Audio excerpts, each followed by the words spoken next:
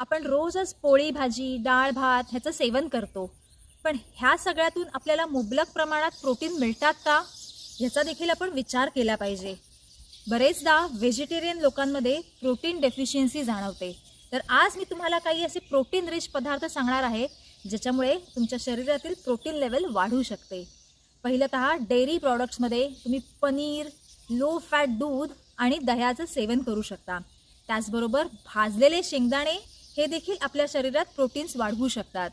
तुम्हाला जर कडधान्य खायची असतील तर कडधान्यांमध्ये हिरवे मूग, काबुली चणे आणि चवळी ह्याचं सेवन करा, जेणेकरून तुमचे प्रोटीन्स वाढतील. आणि त्याचबरोबर मसूर डाळीचंही सेवन करा. आणि भाज्यांमध्ये तुम्ही मटार किंवा हिरवागार पालक, सोयाबीन आणि टोफूचा देखील वापर करू शकता. तर ही होती काही प्रोटीन रिच पदार्थांची लिस्ट. अर्थात ह्याचं सेवन करताना तुम्ही न्यूट्रिशनिस्टचा सल्ला नक्की